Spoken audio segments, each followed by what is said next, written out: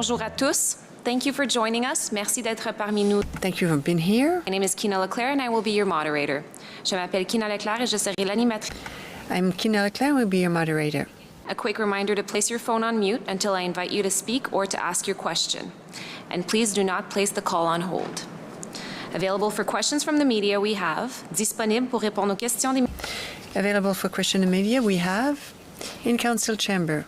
Jim Watson, Steve Kanalakos, City Manager, Directeur Municipal, Wendy Stephenson, Chief Financial Officer, Chef des Finances, and Anthony DiMonte, General Manager of Emergency and Protective Services, Directeur Général des Services de Protection et d'Urgence. Phoning in today we have Dr. La Docteure Vera Etches, Chief Medical Officer of Health, Médecin-Chef en Santé Publique, Dan Chénier, General Manager, Cultural and Facility Services, Directeur Général des Loisirs, de la Culture et des Installations, Donna Gray, General Manager, Community and Social Services, Directrice Générale des Services sociaux et communautaires, Stephen Willis, General Manager, Planning, Infrastructure and Economic Development, Directeur Général de la Planification, de l'Infrastructure et du Développement économique, John Manconi, General Manager, Transportation Services, Directeur Général des Services du Transport en commun, Kevin Wiley, General Manager, Public Works and Environmental Services, Directeur Général des Services des Travaux publics et des Services environnementaux, Rick O'Connor, City Clerk, Greffier municipal, Valerie Turner, General Manager, Innovative Client Services, Directrice Générale des Services novateurs pour la clientèle, Alain Gontier, Associate General Manager, Directeur Général adjoint, and Isabelle Jasmine, Deputy City Treasurer, Trésorière municipale adjointe. I will now invite each agency to ask their question. You may ask one question with one follow-up. Par ordre alphabétique, j'invite maintenant chaque By alphabetical order, I have one question plus one follow-up. with 1310 News, Eric O'Brien. It's actually City News now. My question is for Dr. Vera Etches. Now that there is a vaccine approved in Canada, what's the process for the task force moving forward?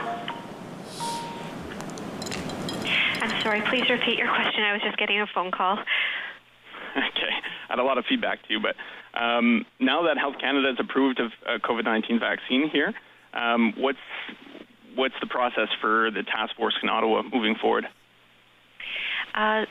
Mr. DiMonte may be better able to speak to the task force. It's a collaborative approach, of course, with Ottawa Public Health playing a role around communications, helping people understand the utility of this vaccine, answering questions that people may have. We are working together on identifying the first populations to be immunized and the plan to roll out from there. This is going to be a process that takes many months.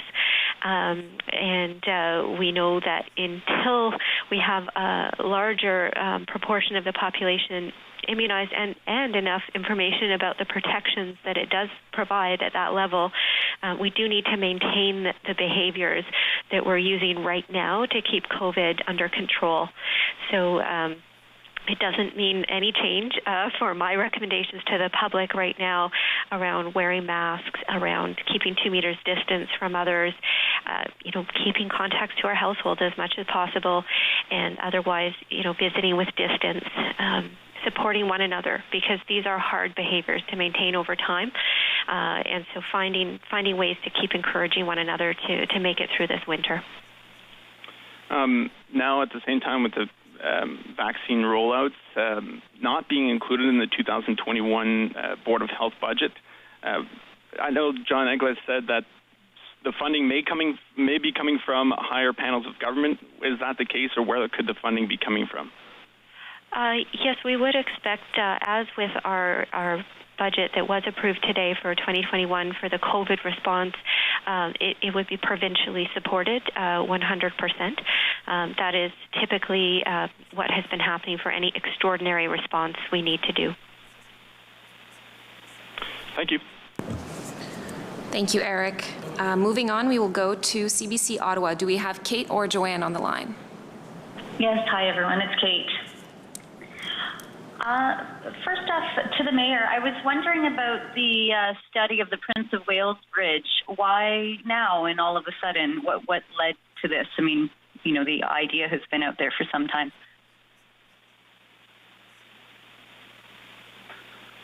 A couple of things, Kate. Obviously, the federal government in their economic statement announced new funding for infrastructure.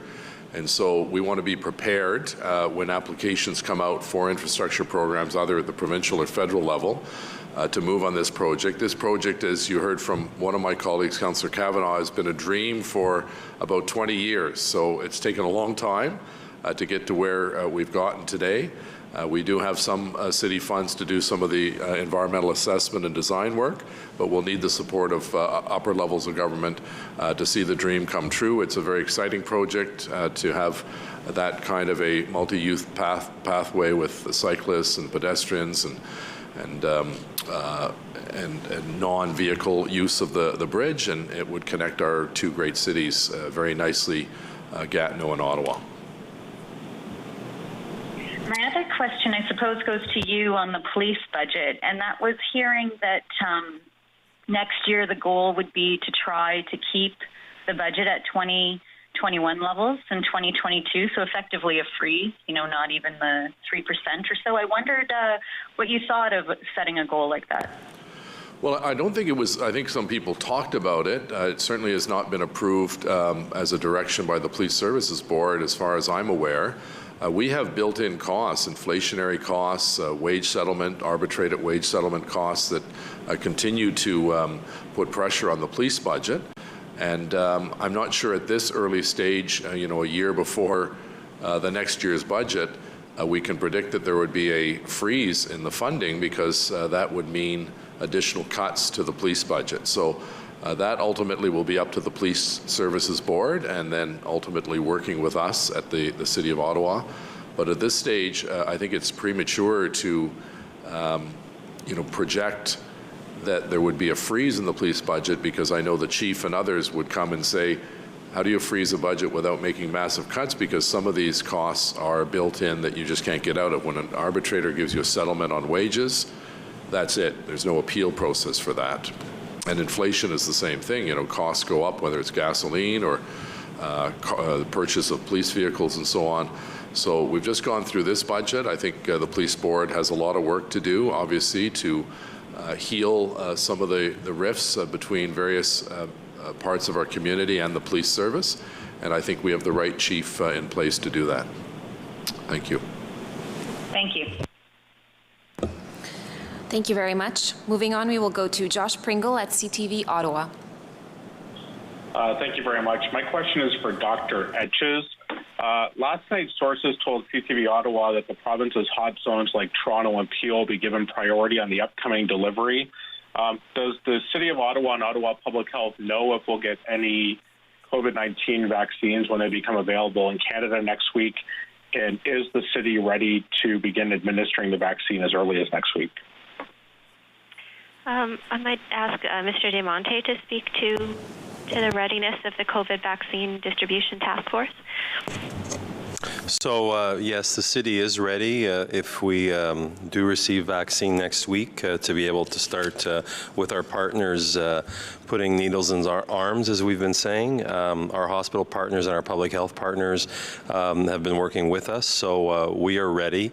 And again, I think you've indicated it well. This is driven by the province. They're deciding which zones will get what and how much. So what we're doing is we're just being prepared to receive whatever they have, and as Dr. Etches indicated, the priority of who should be receiving that will be followed.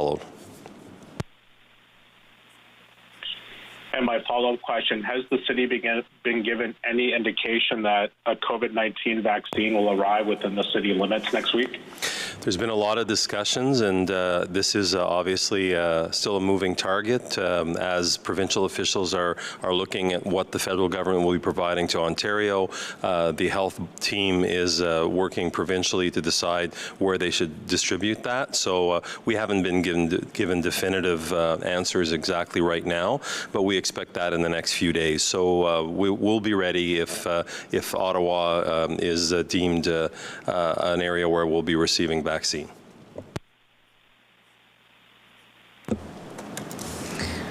Thank you very much.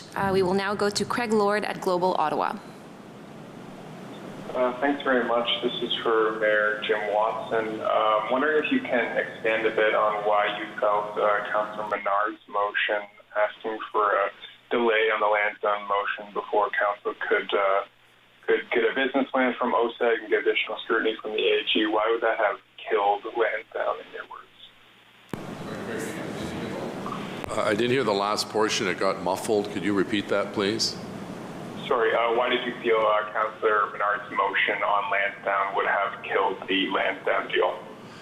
Well, because we heard loud and clear from our partners at OSEG that the number of conditions that he had put down on his motion were not acceptable to them.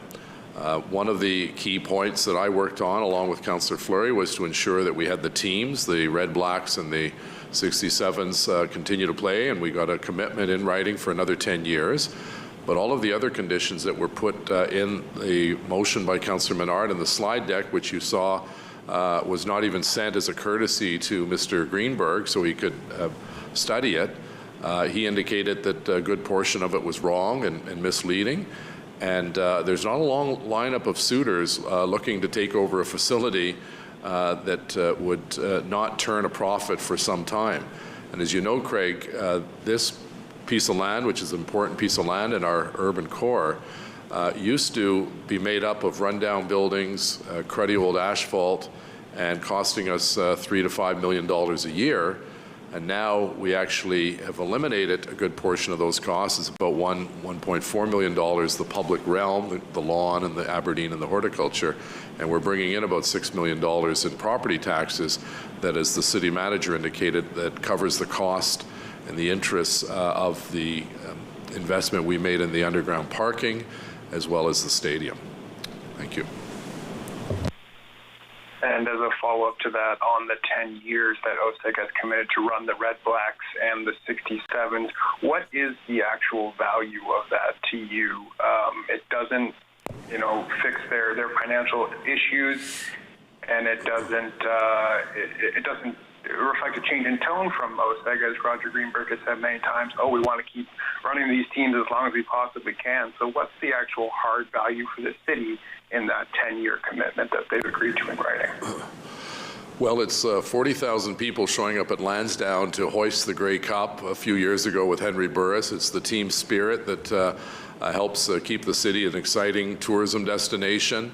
It's the glue, really, that keeps the Lansdowne businesses doing better than not having the two teams. Every time there's a 67s game on a Friday night or a Sunday afternoon, as is their tradition, or the Red Blacks are performing, or now Atletico, that brings thousands, if not tens of thousands of people into the Glebe, Old Ottawa South, and the restaurants and shops at Lansdowne. So it is a big factor, and as you heard many times from Roger Greenberg, the whole genesis of the Lansdowne revitalization was to get the CFL back. And then it just grew and grew into an urban destination with, lots of green space and trees and a community garden, a skateboard park, basketball court, apple orchard that is there. The horticulture building moved and restored to its glory. The Aberdeen Pavilion, a great historic building in and of itself. So the teams really act as the anchor, and when they do well, the rest of the site does well. Thank you. Thank you. Thank you very much. Nous allons maintenant... We are going to give the floor to Juliette Paquette from Le Droit. Hello. The question is for Mayor Jim Watson. You mentioned that this budget was a balanced budget. You mentioned it various times. Do you maintain your position? Right now, a quarter of the councillors are voting against the budget for different factors. Maybe it was difficult to maintain a balance amongst the different propositions that were tabled.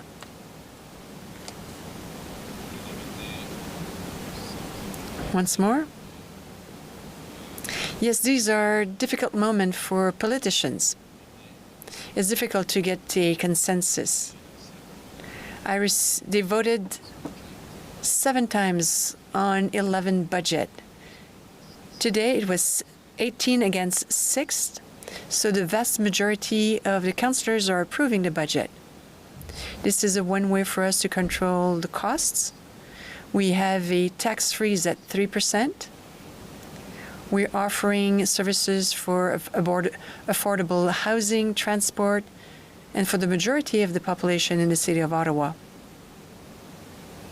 There's always a debate on budgets, different point of views, but at the end of the day, we have a solid result, 18 against 6, and this is a budget for 2020, 2021, Follow-up question? Clarification? You talked a little bit about Lansdowne Park. You're talking about a period of 10 years, an extra 10 years for the Red and Blacks and for the 67s. What does that change to the agreements? Because it looks like there was no willingness to let go of these 2 teams within the next 10 years. Councillor Fleury and I wrote to Greenberg. We wanted to have a guarantee that the 2 main teams within Park Lansdowne will stay here. Like I said in English earlier, both teams are the anchors of the success that we have at Lansdowne Park. Both teams attract large crowds, not only for a match, a soccer match, a football match, but they all go visit, use the restaurants. It's very important for the economy. Once more, we had solid results in favor to pursue this partnership with OSEG. It is key to have such a partnership. The City of Ottawa doesn't have the experience to manage a football team or a hockey team. So we have 20 million people that went through Lansdowne Park over the past years. It generates up to 1,000 full-time jobs, 2,500 part-time jobs. This is good not only for Lansdowne Park, but for our neighbors, for our collectivities or communities. Thank you. Thank you very much. Go to John Willing at Ottawa Citizen. Thanks, Gina. A question for, I guess, Mr. DeMonte. Mr. Kanellakis brought up an interesting point, I thought, during one discussion, the notion of needing hundreds of city staff to help with distributing the vaccines. Can you just kind of give us a peek behind the curtain to understand what kind of mobilization is happening with regards to the task force? Yeah, thank you, John. So this is going to be one of the largest operations that we're taking on here in some time, and I think has been said at the national level probably in the last century for Canada. So logistically, we've mobilized across the city. Mr. Kanellakis and the senior leadership team have tasked the directors of each of the key areas of the city that are part of this task force.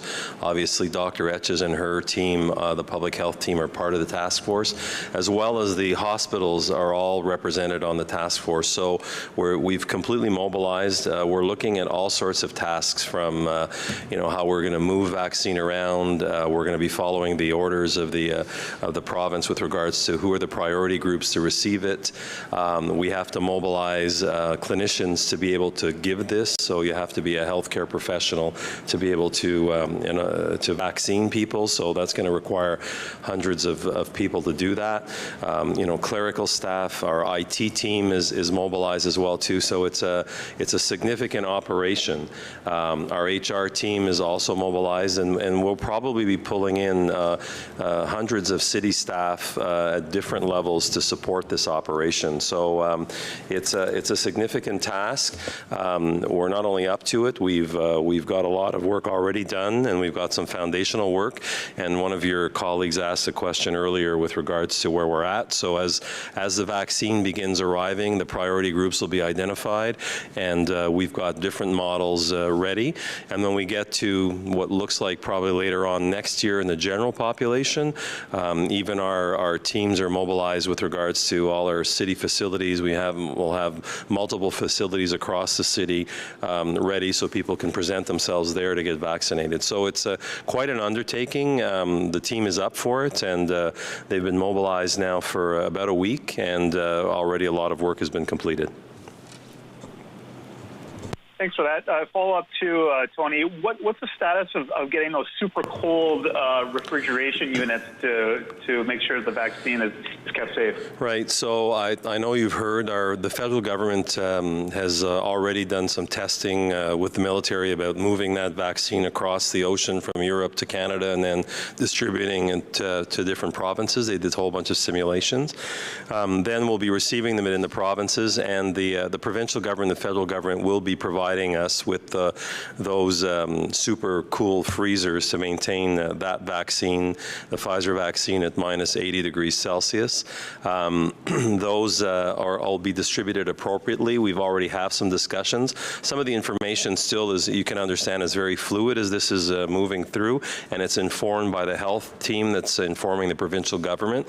A lot of it requires a lot of discussion still. So a lot of it's still embargoed. There's a lot of discussion ongoing, and your colleague asked me, how much vaccine, and I know that's what everybody wants to know. How much is Ottawa getting versus Toronto? So all those decisions are being vetted through the ethics team right now, and how this can do the most good. And Dr. Etches and her team also participate in that. About what the objective here is to get the best, the most good out of the distribution of the vaccine as quickly as possible and get COVID under control. So for the freezers as well too, that'll be done as we get some of those questions answered, where we're going to place them and where we're going to distribute them. There has been some discussions. We have some scenarios, but nothing's been confirmed yet. Thank you very much. Thank you, John. Nous allons maintenant. Now let's give the floor to Frédéric Pépin from Radio-Canada. Frédéric, you have the floor.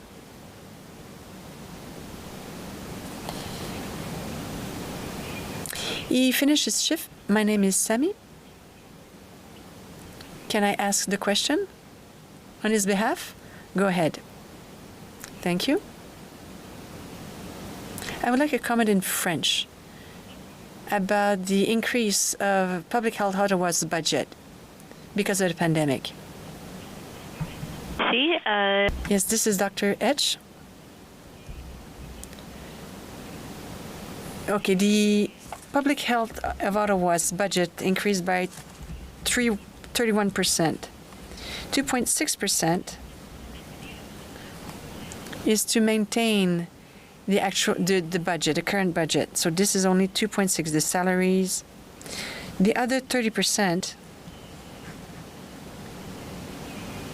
this is to improve the work that we have to mitigate the impact of COVID-19 within our community for 2021. I hope this answers your question. Thank you very much. Follow-up question? Why didn't you include the expenses linked to vaccination?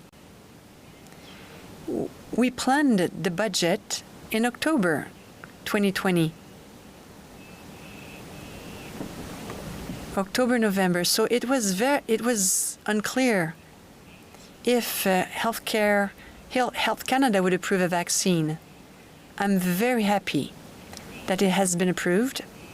We can help in providing the vaccine. But again, the situation is still unclear. We do not know how many doses we will be receiving in the first months.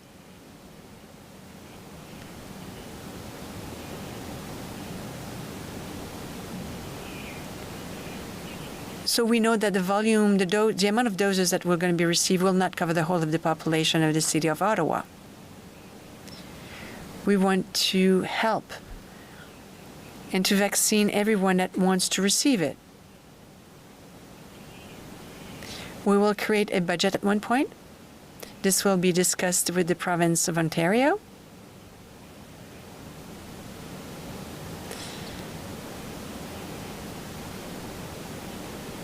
Facing the pandemic, we think we are waiting for the province to give us the okay. I think they're going to cover 100% of the costs.